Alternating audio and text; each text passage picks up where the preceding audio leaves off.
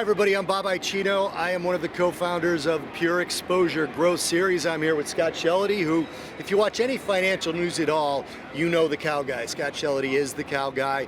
He's a regular on Fox News, on Bloomberg, on CNN. We're here at Tarot Tavern in Chicago, right at the intersection of Van Buren and Financial Place. Chicago Board of Trade is right there. Big trader hangout. There's about 1, 2, 3, 4, 5 traders to my right. And Scott, thanks for joining me real quick. Good to be here. I just wanted to ask you a couple of questions because you're one of the key speakers at the PureXposure Growth Series, which is going to take place here in Chicago. So I just kind of wanted to get a little bit of background of who you are and what you do. Well, you know, I wear a cow jacket. It's because we have a family farm. It's the jacket my father wore, and what we wanted to do was to prove to people there was an economic function that took place on the floor. We knew that that would garner some questions, and there would have to be some answers, and so it's almost a way to give people knowledge about what we're actually doing, right? So there is a price that we're setting. We're trying to help people out, but my dad did it since 1962. He retired in 2002, and then I took the jersey over, the game-worn jersey over myself. I mainly am known for ags. I have dealt in ags for a while, but I do more equities and fixed income now than I do ags, pretty much. Well, I was going to touch on that actually, because you're more an equity guy, even though you're known for ags, cattle, wheat, soybeans, and the like.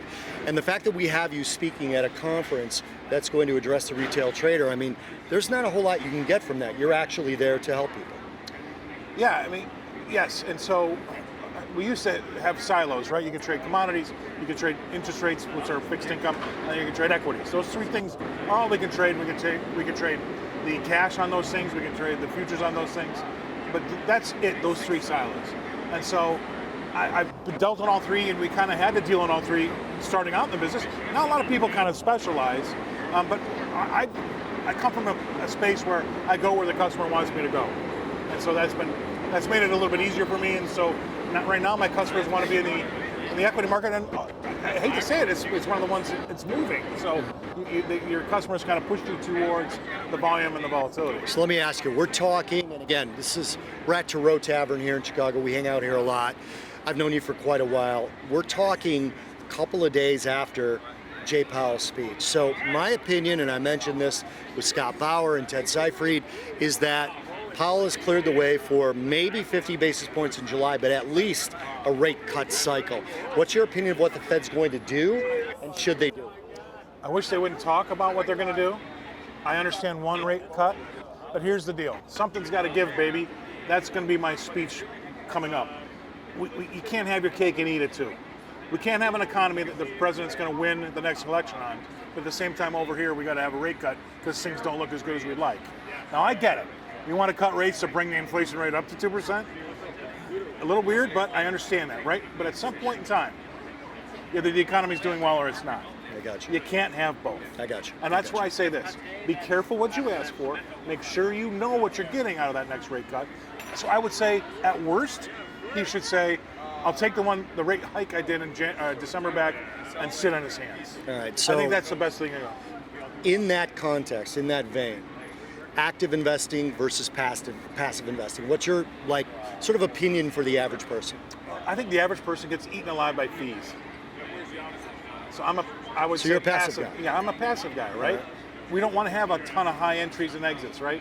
We want to put you in something that's going to be there for the long term and get you out. Because I think the retail investors or the smaller trader investor gets hurt by in and out and a lot of fees.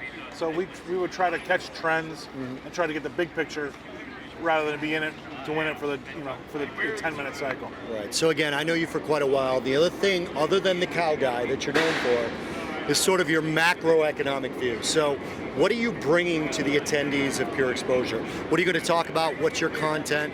Because we're doing a no selling from the stage, and you don't really have anything to sell. So what are you bringing? Right. I'm going to overlay public policy with the markets.